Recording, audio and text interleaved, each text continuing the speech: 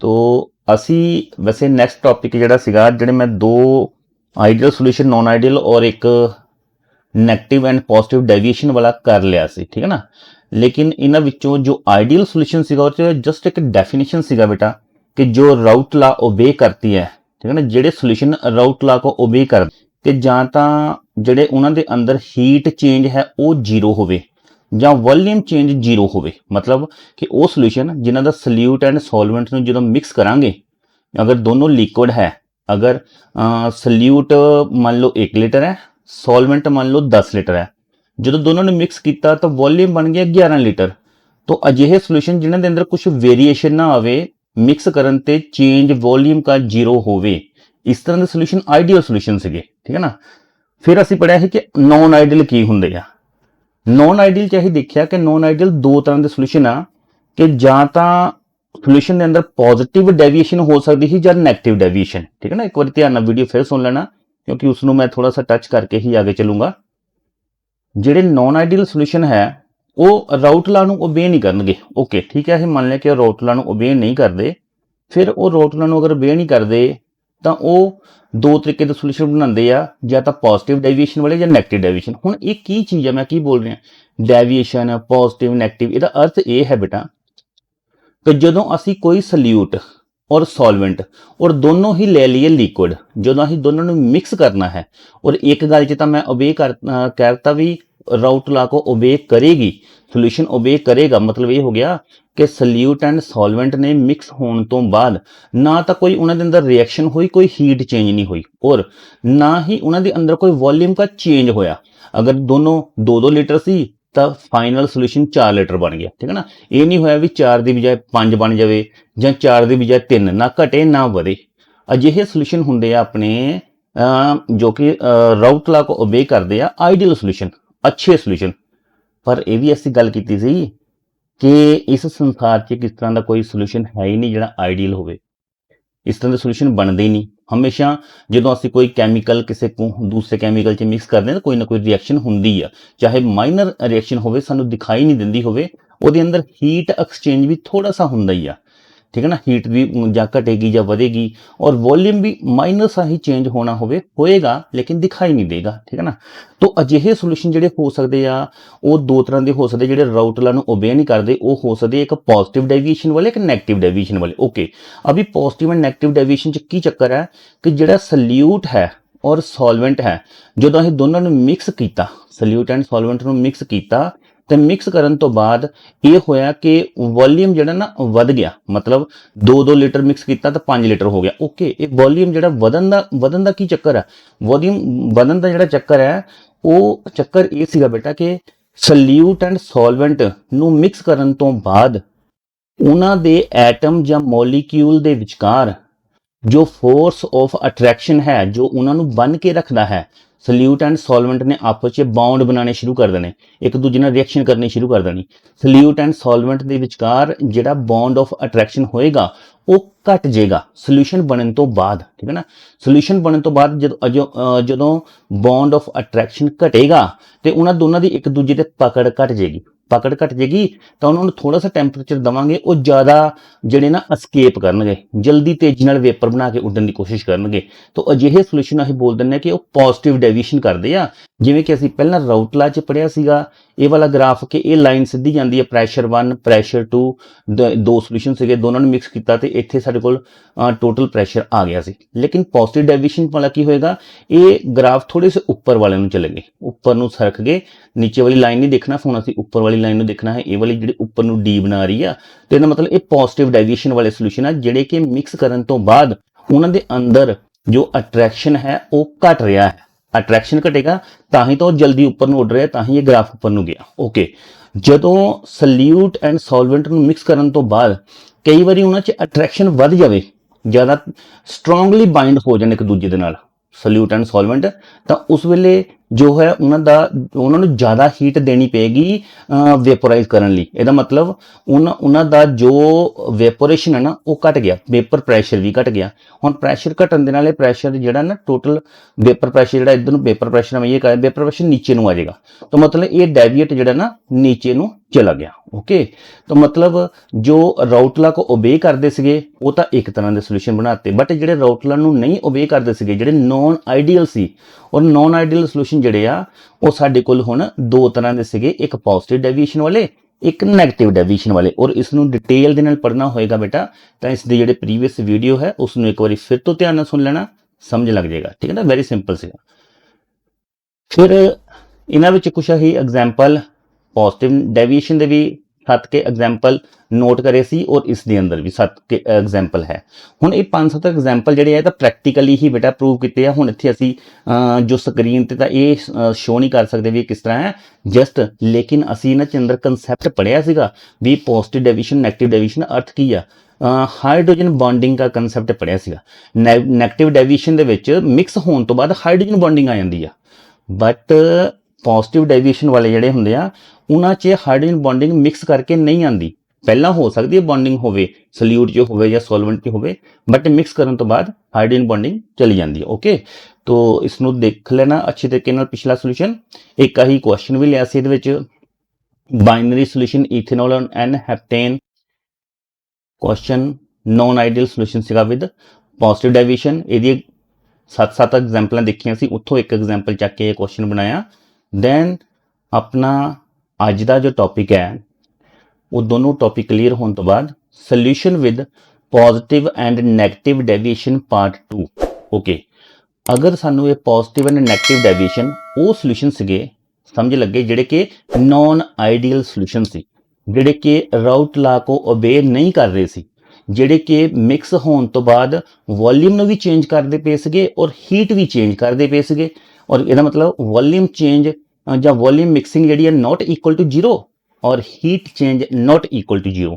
ਅਜਿਹੇ ਸੋਲੂਸ਼ਨ ਜਿਹੜੇ ਸੀ non ideal solution, ਉਹਨਾਂ ਦੇ ਲਈ ਅਸੀਂ ਪਾਰਟ 2 ਕਰਨ ਜਾ ਰਹੇ ਹਾਂ। ਔਰ ਪਾਰਟ 2 ਦੇ ਅੰਦਰ ਅਸੀਂ ਟੌਪਿਕ ਕਵਰ ਕਰਨਾ ਹੈ colligative property, very important topic solution. तो colligative property do you know the meaning of colligative? पहला तो नाम तो ही देखते हैं। Colligative Latin word, co mean together, ligare mean bind. तो इकट्ठे बाइंड होना, इसनों असी इकट्ठा कलैक्टिव वर्ड दिता। कोलिगेटिव मतलब कुछ प्रॉपर्टी जड़ियां टूगेदर बाइंड्स है, कट्ठियां मिलके जुड़ियां हुई प्रॉपर्टीज किसनों कह रहे हैं? Let us recall some subject we have learned for some time and discuss the following. We have experimentally observed that when a non-volatile solute is added to solvent which is undergoing vaporization, the vapor pressure of it decrease। ਕਹਿਣ ਤੋਂ ਭਾਵ ਇਹ ਸੀਗਾ ਕਿ ਮੰਨ ਲਓ ਜਦੋਂ ਅਸੀਂ ਐਕਸਪੈਰੀਮੈਂਟਲੀ ਇਹ ਦੇਖਿਆ ਕਿ ਕਿਸੇ ਸੋਲੂਸ਼ਨ ਦੇ ਵਿੱਚ ਅਸੀਂ ਨॉन ਵੋਲੇਟਾਈਲ ਸੋਲਿਊਟ ਮਿਕਸ ਕੀਤਾ। अभी नॉन वोलेटाइल सोल्यूट की सीगा जिसके वेपर ना बन सकते हो। ऐसा कोई सोल्यूट असी सॉल्वेंट के अंदर मिक्स किया जिसके वेपर नहीं बन रहे, जिसके वेपर नहीं बननगे वो टोटल वेपर प्रेशर सोल्यूशन के अंदर जाके डिक्रीज ही करता है। ठीक है ना, एडेड सॉल्वेंट किया which is undergoing evaporation, the vapour pressure of it decrease. अगर ये नॉन वोलेटाइल है तो वेपर प्रेशर टोटल डिक्रीज होएगा। तो कारण ये सीगा कि पानी के अंदर असीं नमक मिला दिंदे ते असीं कहने कि सतह के उत्ते सब तो पहला पानी के वेपर बन रहे सीगे, हुण सतह के उपर नमक के कुछ कण आ गए जिथों वेपराइजेशन होनी बंद होगी। जिथे पानी का कण हो गया वो तो वेपर बनेगा, बट जिथे सोडियम है, किते क्लोराइड है, उत्थों वेपराइजेशन बंद हो जाती है। तो नॉन वोलेटाइल सल्यूट जो है कभी भी सॉल्वेंट च मिक्स होने तो बाद वो वेपर प्रेशर को डिक्रीज कर दिंदा है, वो वेपर बनन नहीं दिंदा। ये गल्लां असीं पहलां पढ़ियां होईयां, इस नूं असीं कोलीगेटिव दे नाल कोरिलेट कर रहे हैं, कोलीगेटिव नाल जोड़ रहे हैं भी गल दा मतलब की है। There are many other properties that get affected by addition of non-volatile solute on them। तो एक गल ਤਾਂ ਅਸੀਂ ਪੜ੍ਹ ਲਈ ਪਹਿਲਾਂ ਪਿੱਛੇ, ਪਰ ਕਹਿੰਦੇ ਕਿ ਹੁਣ ਇਸ ਤਰ੍ਹਾਂ ਦੀਆਂ ਹੋਰ ਵੀ ਕੁਝ ਪ੍ਰੋਪਰਟੀਜ਼ ਹੈ ਜਿਹੜੀਆਂ ਇਸ ਗੱਲ ਤੇ ਡਿਪੈਂਡ ਕਰਦੀਆਂ ਹੈ ਕਿ ਨॉन ਵੋਲੇਟਾਈਲ ਸੋਲਿਊਟ ਨੂੰ ਜਦੋਂ ਸੋਲਵੈਂਟ 'ਚ ਮਿਕਸ ਕੀਤਾ ਜਾਂਦਾ ਹੈ ਔਰ ਪ੍ਰੈਸ਼ਰ ਜਿਹੜਾ ਡਿਕਰੀਜ਼ ਹੁੰਦਾ ਹੈ, ਉਸ ਤੇ ਕੁਝ ਹੋਰ ਪ੍ਰੋਪਰਟੀਜ਼ ਵੀ ਡਿਪੈਂਡ ਕਰ ਰਹੀਆਂ ਲਾਈਕ ਦੈਟ।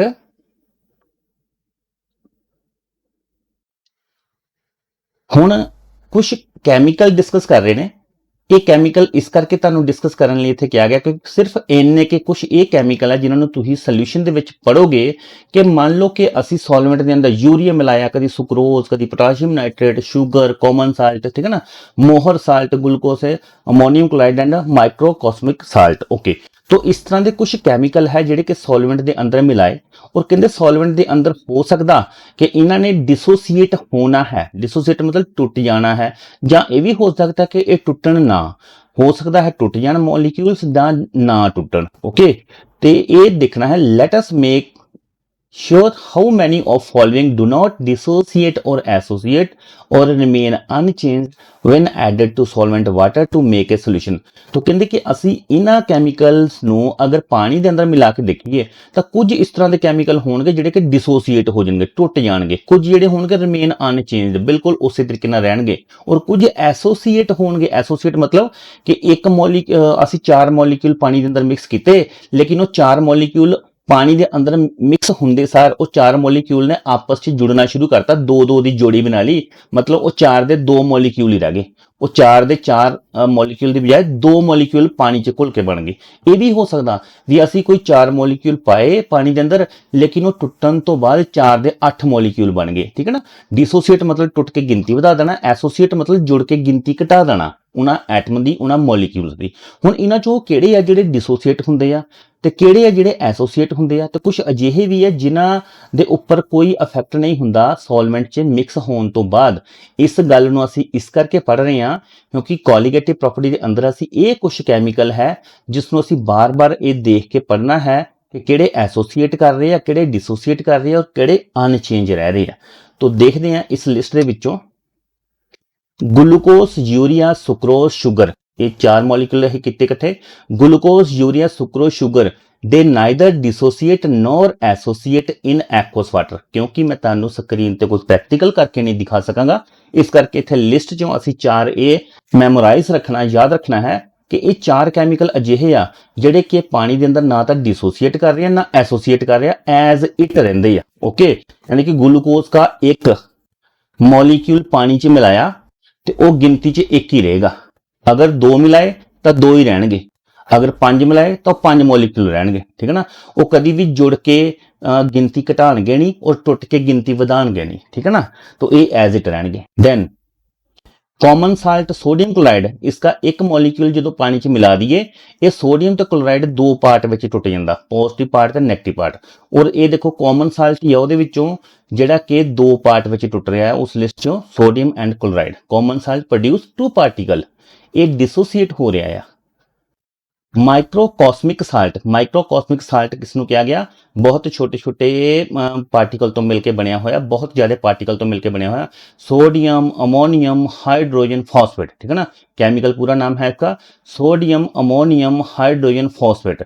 तो ये सोडियम भी एक पार्टिकल है, अमोनियम का भी एक पार्टिकल है, हाइड्रोजन का भी एक पार्टिकल है, फॉस्फेट, फॉस्फेट बोलते हैं PO4 नु, ठीक है ना। यदि वैलेंसी 3 नेगेटिव है। तो इस तरीके नाल इहदे विच 4 पार्टिकल है, ठीक है ना। माइक्रोकॉस्मिक साल्ट अगर पानी च मिक्स करांगे तो वो सानू 4 पार्टिकल देगा। जो सोडियम क्लोराइड है उसका एक कण जिहड़ा सानू 2 पार्टिकल देगा। लेकिन glucose, urea, sucrose and sugar ये ना तो डिसोसीएट होंदे आ और ना ही एसोसीएट होंदे आ। जिन्ने सानू मॉलिक्यूल दिते होण उन्ने ही यही गिनती बोल देनी है कि उन्ने। एक ग्लूकोज का मॉलिक्यूल पानी के अंदर मिक्स करा तो एक ही बोलना है उसने, उसने ना टुटना है ना अपने तरह के होर मॉलिक्यूल ना जुड़ना है। नेक्स्ट,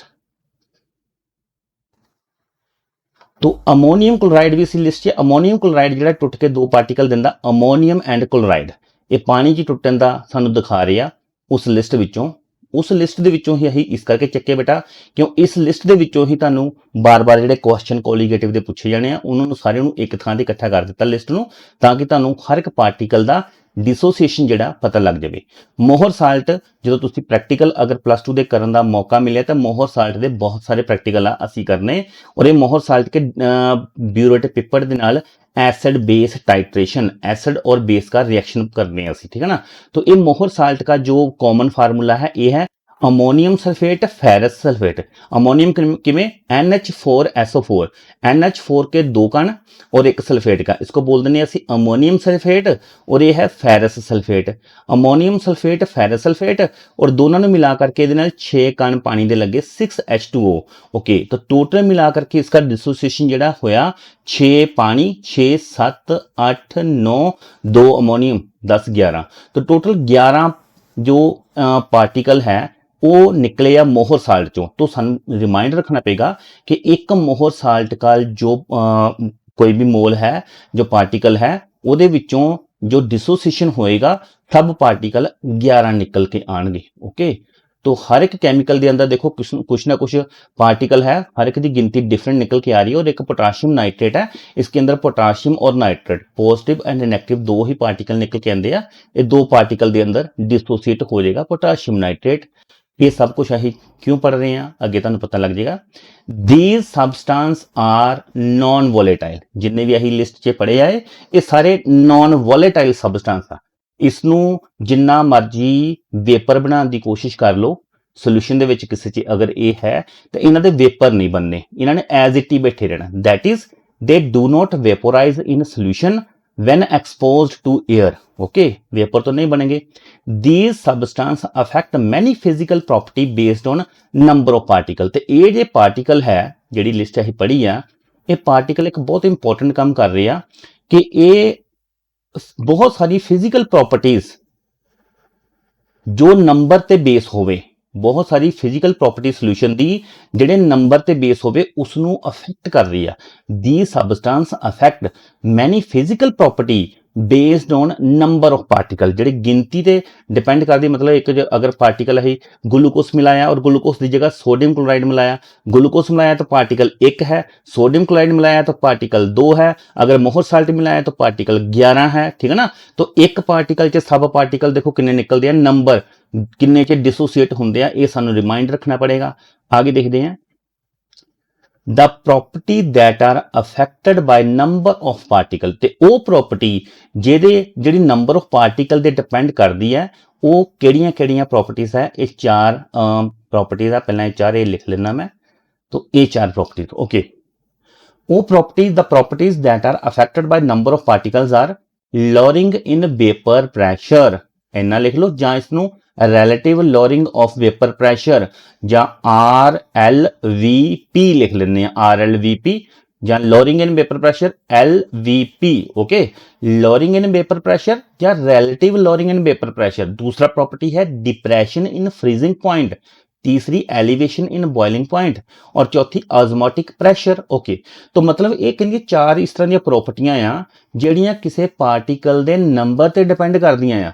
ਉਹ ਪਾਰਟੀਕਲ ਦਾ ਨੇਚਰ ਨਹੀਂ ਦੇਖਦੀਆਂ ਕਿ ਪਾਰਟੀਕਲ ਐਸਿਡਿਕ ਹੈ, ਬੇਸਿਕ ਹੈ, ਸਾਲਟੀ ਹੈ। ਠੀਕ ਹੈ ਨਾ, ਇਹਦੇ ਪਾਰਟੀਕਲ ਬੜੇ ਹੈ, ਛੋਟੇ ਹੈ, ਨੋ, ਉਹਦੀ ਗਿਣਤੀ ਦੇਖਦੀ ਹੈ ਕਿ ਉਹ ਪਾਰਟੀਕਲ ਸੋਲੂਸ਼ਨ ਦੇ ਵਿੱਚ ਜਦੋਂ ਪਏਗਾ ਤੇ ਉਹ ਕਿੰਨੇ ਪਾਰਟੀਕਲ ਦੇ ਅੰਦਰ ਡਿਸੋਸੀਏਟ ਹੋਏਗਾ। तो मतलब नंबर ਤੇ ਡਿਪੈਂਡ ਹੋਣ ਵਾਲੇ ਜਿਹੜੇ ਪ੍ਰੋਪਰਟੀ ਆ ਉਹ ਇਹ ਚਾਰ ਹੈ। ਹੁਣ ਇਹਨਾਂ ਨੂੰ ਥੋੜਾ ਸਾ ਮੈਂ ਸਮਝਾ ਦਿੰਦਾ ਕੀ ਆ। ਲੋਰਿੰਗ ਆਫ वेपर ਪ੍ਰੈਸ਼ਰ ਜਾਂ relative lowering of vapour pressure ਦਾ ਮਤਲਬ ਇਹ ਆ ਕਿ ਉਹ ਪਾਰਟੀਕਲ ਜਦੋਂ ਸੋਲੂਸ਼ਨ बनाएंगे ਤਾਂ उस सोल्यूशन का जो वेपर प्रेशर है वो डिक्रीज हो जाएगा। ताकि तो लोरिंग का मतलब ही डिक्रीज होना, लोरिंग ऑफ वेपर प्रेशर के अंदर डिक्रीज हो जाना। ठीक है ना, तो पहले वेपर प्रेशर कुछ होर सीगा, जो उस पार्टिकल की गिनती असी सोल्यूशन च वधाई तो उन्ना ही वेपर प्रेशर घट गया। वो घटना ही है क्योंकि नॉन वोलेटाइल सल्यूट है। नॉन वोलेटाइल सल्यूट ने आप तो वेपराइज होना नहीं आ, सगों जिहड़े सॉल्वेंट है जिन्हें वेपर बनना सी उसनू भी कवर कर लेना पानी के अंदर। ठीक है ना, सतह के उपर आके उसनू कवर कर लेना और नीचे तो उस सॉल्वेंट पार्टिकल नू वेपर बन के बाहर निकलन ही नहीं देना। तो इस करके जिहड़े ये नॉन वोलेटाइल सल्यूट पार्टिकल है, एक तो ये लोरिंग ऑफ वेपर प्रेशर करते हैं, वेपर प्रेशर नू सोल्यूशन के वेपर प्रेशर नू घटा देंगे हैं। दैन दूसरा पॉइंट है depression in freezing point. Depression in freezing point का मतलब है भी फ्रिज दे विच जो बर्फ, मान लो बर्फ की गल करांगा, अगर कोई बर्फ मान लो कि किसी खास टैंपरेचर ते जम रही है, ठीक है ना, तो डिप्रेशन इन फ्रीजिंग पॉइंट उसका जो फ्रीजिंग पॉइंट है ना उसनू होर डिगा देंगे हैं।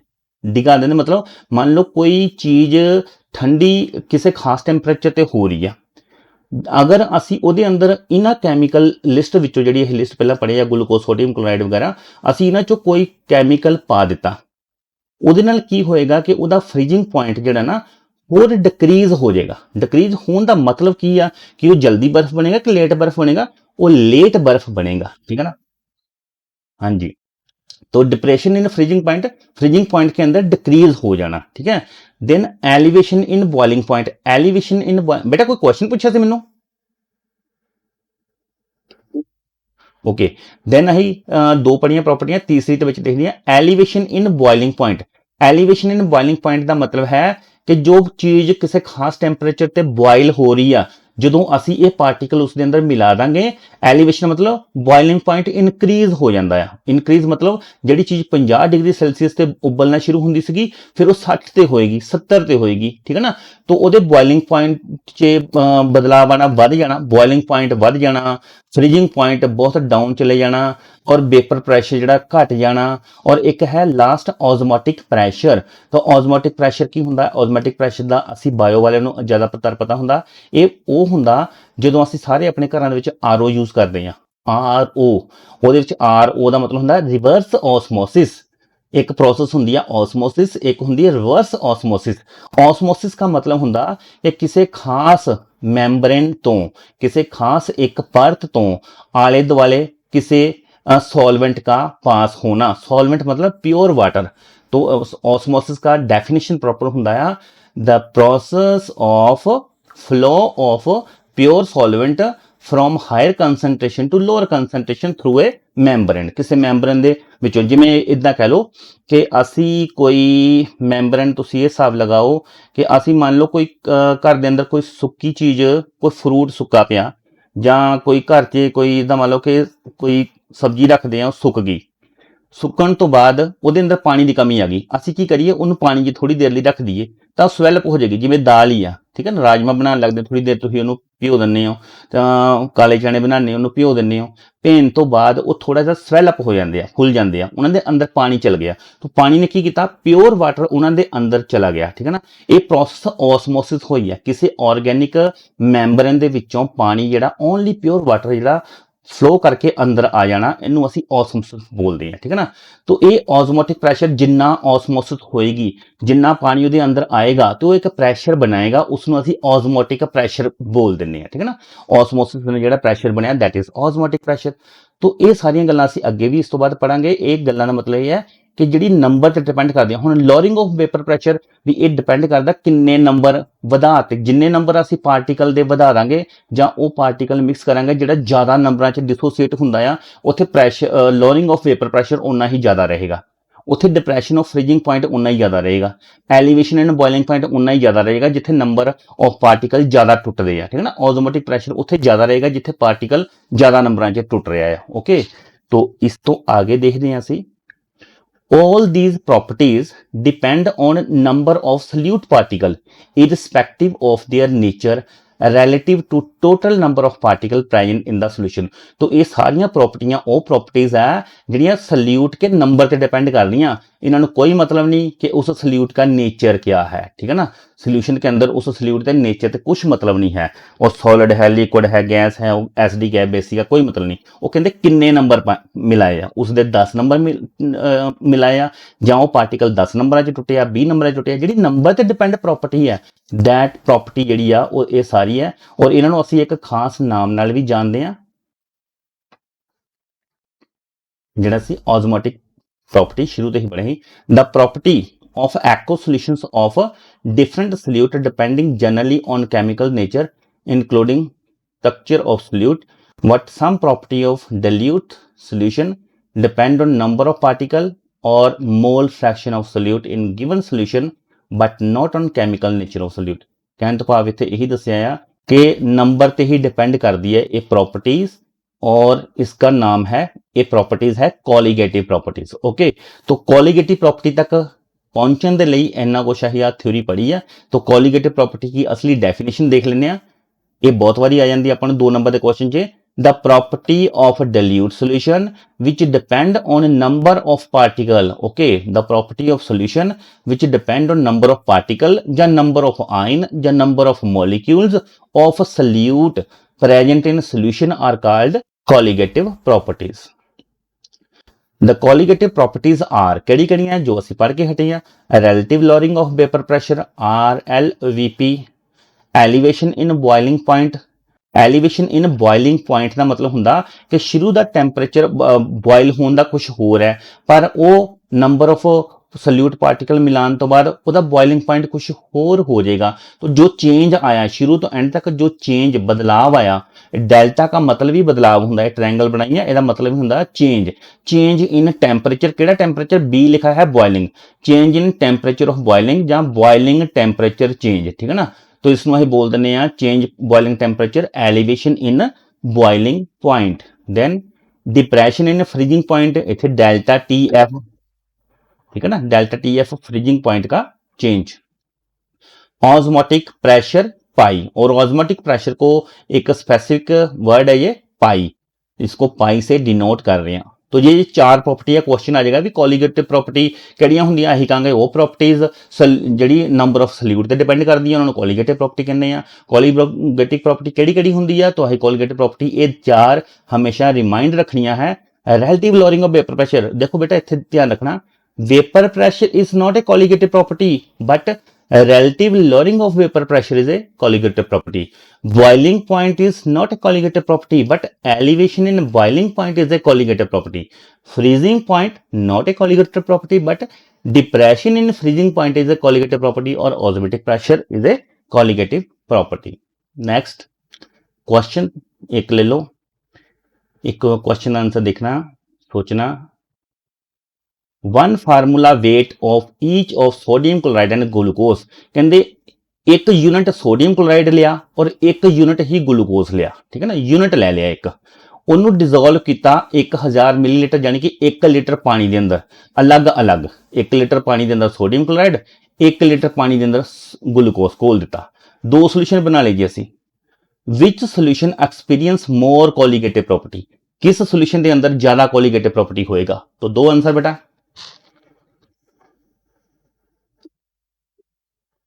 हाँ जी सोडियम क्लोराइड का सोल्यूशन क्या ग्लूकोज का सोडियम क्लोराइड ਇਹਦੀ ਗਿਣਤੀ 2 ਹੁੰਦੀ ਹੈ ਨਾ ਗਲੂਕੋਜ਼ ਜਿਹੜੀ ਇੱਕ ਯੂਨਿਟ ਹੀ ਰਹਿੰਦਾ ਆ ਤਾਂ ਸੋਡੀਅਮ ਕਲੋਰਾਈਡ का डिसोसिएट ਹੋਣ ਕੇ 2 ਆਇਨ ਨਿਕਲਦੇ ਆ ਚੋਂ ਇੱਕ ਆਇਨ ਨਿਕਲਦਾ ਆ ਠੀਕ ਹੈ ਨਾ ਤਾਂ ਇਸ ਕਰਕੇ ਤੁਸੀਂ ਬੋਲਤਾ ਵੀ ਨੰਬਰ ਆਫ ਜਿੱਥੇ ਸੋਲਿਊਟ ਪਾਰਟੀਕਲ ਜ਼ਿਆਦਾ ਬਣਦੇ ਆ ਉੱਥੇ ਜ਼ਿਆਦਾ ਕੋਲੀਗੇਟਿਵ ਪ੍ਰੋਪਰਟੀ ਹੋਏਗਾ ओके तो देखते हैं आंसर वन मॉलिक्यूल और वन फॉर्मूला यूनिट एक unit sodium chloride produce 2 ions dissociation while glucose does not dissociate और आयनाइज ਅਸੀਂ ਜਾਣਦੇ ਵੀ ਗਲੂਕੋਜ਼ ਇਸ ਤਰ੍ਹਾਂ ਦਾ ਕੰਮ डिसोसिएशन वाला नहीं करता hence it remain one particle तो ग्लूकोज एक पार्टिकल अच्छा जी हुण पिछे रह गया काफी अपना काम वैसे पर देखते किन्नू किन्नू याद है तो ग्लूकोज दे नाल होर किहड़े किहड़े अजिहे असी कैमिकल पढ़े जिहड़े कि वन यूनिट ही रहिंदे तो एक आगे क्वेश्चन और लेना मैं which one do you think among these to be colligative property of solution तो दसना जी okay boiling point is it colligative property freezing point osmotic pressure और वेपर प्रेशर ओके अच्छा पहली वाली जी बॉइलिंग पॉइंट है कोलीगेटिव प्रॉपर्टी नहीं है व्हाई इट इज नॉट हाँ elevation in boiling point okay freezing point नहीं है फ्रीजिंग पॉइंट का क्या है डिप्रेशन एंड फ्रीजिंग पॉइंट और वेपर प्रेशर नहीं है वेपर प्रेशर का क्या है elevation and boiling point depression and freezing point और रिलेटिव लॉरिंग ऑफ ठीक है ना relative lowering of vapour pressure okay तो ठीक है इस तरह ये अपना हो गया ऑस्मोटिक ओके और इस दे नाल अपना ये टॉपिक तो हो गया खत्म।